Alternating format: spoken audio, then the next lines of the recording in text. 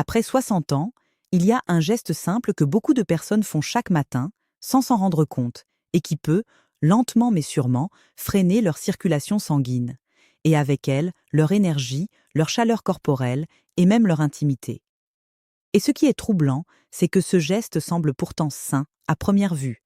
Si vous êtes ici, c'est probablement parce que vous avez senti un changement, peut-être des mains plus froides qu'avant, des jambes lourdes en fin de journée, une fatigue qui ne ressemble pas à celle de vos 40 ans, ou une intimité qui n'a plus la même spontanéité, la même fluidité, la même confiance, et vous vous êtes peut-être demandé, en silence, si c'était juste l'âge ou s'il y avait autre chose derrière. Je veux d'abord vous dire une chose très clairement.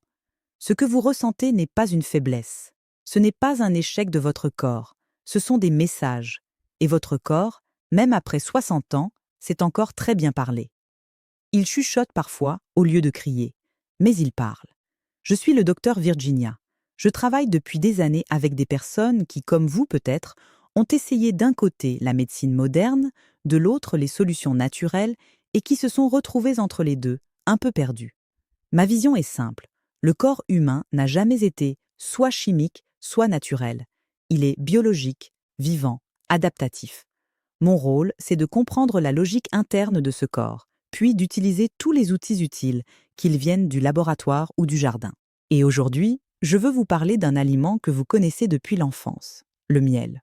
Pas comme un remède miracle, pas comme une potion magique, mais comme un levier subtil quand on comprend vraiment ce qu'il fait à l'intérieur du corps après 60 ans.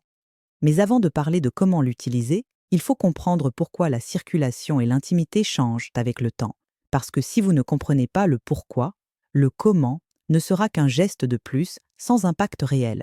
Imaginez vos vaisseaux sanguins comme un réseau de petits tuyaux souples. Quand vous êtes jeune, ces tuyaux sont élastiques, propres, réactifs. Le sang circule facilement, il apporte de l'oxygène, des nutriments, de la chaleur.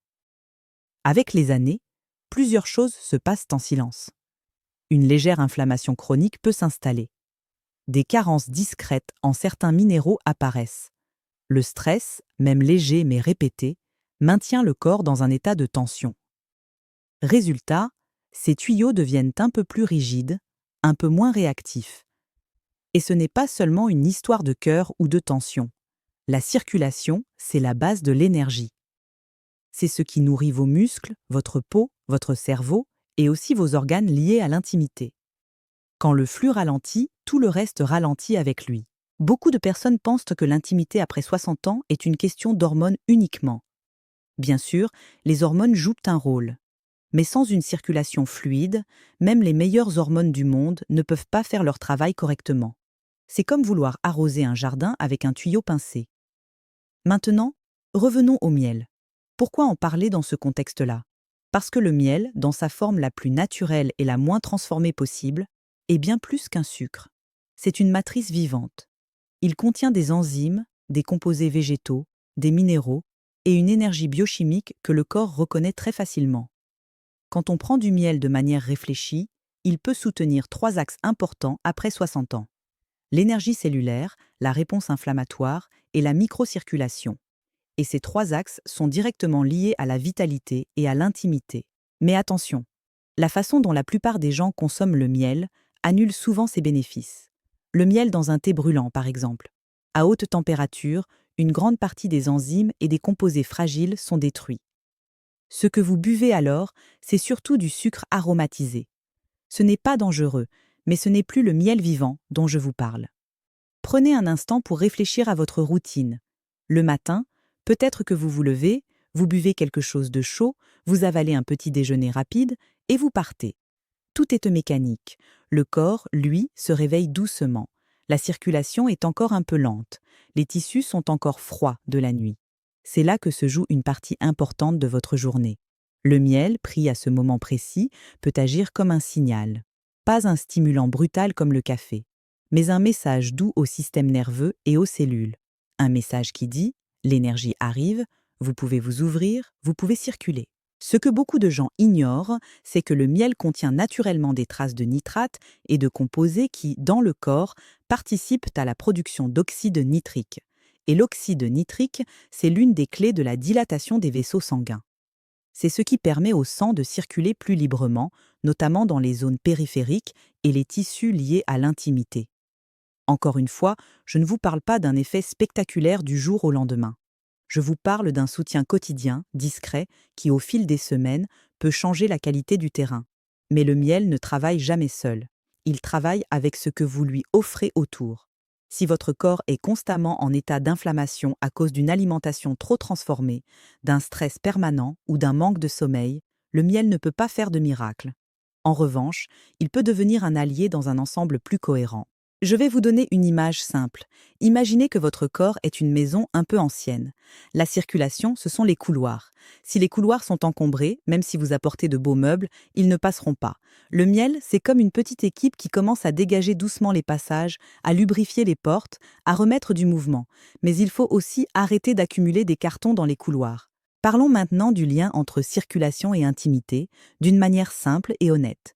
L'intimité, ce n'est pas seulement une question de désir, c'est une question de présence dans le corps, de sensation, de chaleur, de réponse. Quand la circulation est meilleure, les sensations sont plus claires, plus riches, plus vivantes. Beaucoup de personnes me disent, après quelques semaines de changements simples, pas seulement avec le miel, mais avec leur hygiène de vie en général, qu'elles se sentent plus dans leur corps. Et ça, c'est la base de toute intimité, à tout âge. Maintenant, comment utiliser le miel de façon intelligente après 60 ans? Je vais vous parler de principes, pas de recettes figées. D'abord, la qualité. Un miel brut, non chauffé, si possible local, est très différent d'un miel industriel pasteurisé. La différence n'est pas seulement dans le goût. Elle est dans la vie biologique du produit. Plus le miel est proche de son état naturel, plus il apporte cette complexité enzymatique dont je vous parlais. Ensuite, le moment. Le matin, à jeun ou presque, avec de l'eau tiède, pas chaude, pas brûlante, juste assez pour réveiller le corps. Ce mélange simple peut devenir un rituel. Et les rituels sont puissants parce qu'ils parlent aussi à votre système nerveux. Ils créent une sensation de sécurité, de régularité, de soin envers soi-même. La quantité est également importante. Plus n'est pas mieux. Une petite cuillère suffit largement. Le but n'est pas d'inonder votre corps de sucre, mais de lui donner un signal, une information. Et puis, il y a l'écoute. Après 60 ans, votre corps vous donne des retours très clairs, si vous prenez le temps de les sentir. Est-ce que vous vous sentez plus léger après ce rituel? Plus chaud? Plus calme? Ou au contraire, un peu agité? Ces sensations sont des données. Elles vous guident. Je veux aussi être très responsable avec vous. Si vous avez un diabète, une résistance à l'insuline ou des problèmes métaboliques, le miel reste un sucre. Il peut avoir sa place, mais avec prudence et idéalement avec l'avis de votre professionnel de santé. Prendre soin de sa circulation, c'est aussi prendre soin de sa glycémie. Les deux sont intimement liés. À ce stade, vous comprenez peut-être que le miel n'est pas la solution, mais une porte d'entrée. Une façon douce de commencer à dialoguer avec votre corps autrement. Et si ce genre d'approche vous parle, si vous aimez cette manière de relier la science moderne, le bon sens et les solutions naturelles sans jamais tomber dans les promesses faciles, alors je vous invite très simplement à vous abonner à la chaîne. Ici, mon objectif est de vous donner des clés, pas des slogans. Revenons à ce que j'appelle le moment de prise de conscience. Beaucoup de personnes cherchent à réparer leur circulation ou leur intimité comme on répare une machine. Elles veulent une pièce manquante, un produit, une pilule, une astuce. Mais le corps fonctionne plutôt comme un écosystème. Ce que vous mangez, ce que vous buvez, la façon dont vous respirez, la façon dont vous gérez le stress, la qualité de votre sommeil, tout cela influence la fluidité intérieure. Le miel, dans cette vision, agit un peu comme un messager. Il soutient l'énergie, il adoucit certaines réponses inflammatoires, il peut favoriser une meilleure microcirculation. Mais il vous rappelle surtout quelque chose d'essentiel. La douceur compte, la régularité compte, la relation que vous entretenez avec votre corps compte. Je me souviens d'un patient, un homme d'un peu plus de 65 ans, qui me disait « Docteur, j'ai l'impression que mon corps me résiste ». Après quelques semaines de petits changements, pas seulement avec le miel mais avec ses habitudes, il est revenu en me disant « En fait, il ne me résistait pas. Il attendait que je l'écoute ». C'est souvent ça, la vraie transformation. Pas un effet spectaculaire, mais un changement de dialogue intérieur. Pour soutenir encore davantage votre circulation, le miel peut être associé à des gestes simples. Une marche quotidienne, même courte. Une respiration lente le soir. Un verre d'eau avant chaque repas. Ces choses semblent presque trop simples pour être importantes. Et pourtant, ce sont elles qui, jour après jour, recréent un terrain plus favorable. Et ce terrain, c'est ce qui permet à l'intimité de rester vivante, pas seulement physiquement, mais émotionnellement. Se sentir bien dans son corps, se sentir capable, se sentir présent, c'est profondément lié à la façon dont le sang, l'énergie et l'attention circulent en vous.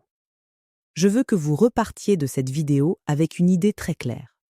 Après 60 ans, il ne s'agit pas de lutter contre le temps. Il s'agit de coopérer avec votre corps, de lui donner des signaux de sécurité, de soutien, de régularité. Le miel, utilisé intelligemment, peut être l'un de ces signaux. Prenez le temps d'observer ce qui change en vous. Pas seulement dans votre énergie physique, mais dans votre état d'esprit, dans votre patience, dans votre confiance. Ces dimensions sont intimement liées à votre vitalité et à votre intimité. Si vous deviez retenir une seule chose aujourd'hui, ce serait celle-ci. La circulation, ce n'est pas seulement une affaire de vaisseau et de sang. C'est une affaire de vie qui circule en vous, à tous les niveaux. Et chaque petit geste quotidien peut soit faciliter ce mouvement, soit le freiner. Je vous remercie d'avoir pris ce temps avec moi. Si cette approche vous a parlé, si vous avez senti que quelqu'un mettait enfin des mots simples sur ce que vous vivez peut-être depuis longtemps, alors restez avec moi sur cette chaîne. Il y a encore beaucoup de choses à explorer, calmement, honnêtement, et toujours dans le respect de votre corps et de votre rythme. Prenez soin de vous. Et souvenez-vous, votre corps n'a pas cessé d'être intelligent après 60 ans. Il attend simplement que vous recommenciez à dialoguer avec lui.